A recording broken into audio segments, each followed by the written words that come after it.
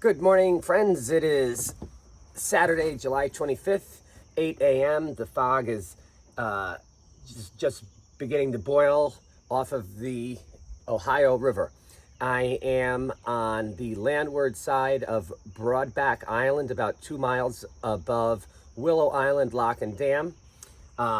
There's another small island I could have stayed at, but it's right in the middle of a nuclear power plant, and I didn't want to do that.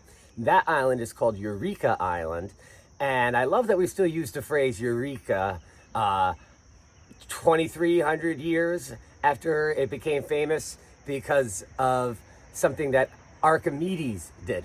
So Archimedes was a mathematician and general scientist, philosopher. There was really no difference back in the day, in Syracuse, which was a Greek colony on the island of Sicily facing the boot of Italy. But it was before the Romans. It was just as the Romans were getting up and going, honestly. He died from a Roman soldier. Anyway, before he died, obviously, the king had commissioned a crown to be made of solid gold. And when he got the crown, he suspected that the contractor who made it for him had plated it in gold and somehow put some other material on the inside and kept the difference because the king supplied the gold to him. So he asked Archimedes to figure out a way to determine whether it was a fraudulent crown without destroying the crown. So Archimedes thought about it, couldn't figure out a way to do it. And one day he filled a bathtub up to the very brim. And when he got into the bathtub, the water flowed out, spilled all over the floor.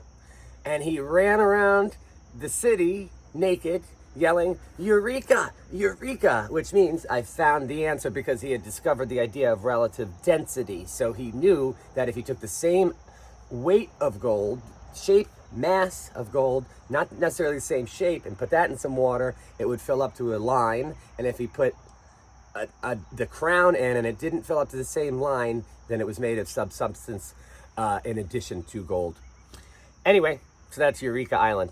Archimedes, I just love this guy. He said, "Give me a lever long enough and a place to stand, and I shall move the earth." I used to love to read books on like mechanical advantage and stuff like that, and I feel like I get out of almost any situation with a lever by waiting for a barge or something to go by if I'm stuck on shore, and I'm able to kind of move one part of the boat itself being a lever.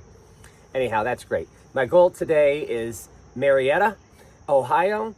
It's a very historical place. First settlement in the Northwest Ordinance.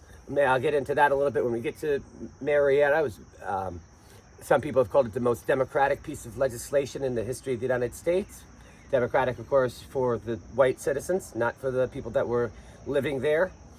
And also, I'm looking forward. I'm going to actually, spring for a marina, hopefully, so I can take my first shower in 8 days and wash my clothes. That's going to be great. And there's a lot to explore in Marietta. Big setback yesterday. After I recorded my update in the morning and left and was hours downriver, past the lock already, I realized I left my moleskin notebook on the dock at Riverside Marina, and that's just to lose a notebook that's got all my notes on this trip so far is devastating.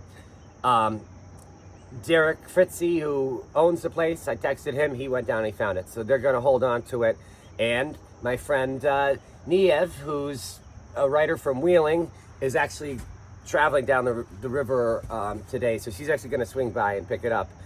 So once again, Niev has sort of been like my patron saint of this sort of section of the river. So I've gone, it'll be I'm at 159 miles, which is almost, for my New York friends, the exact distance between the Statue of Liberty and Troy.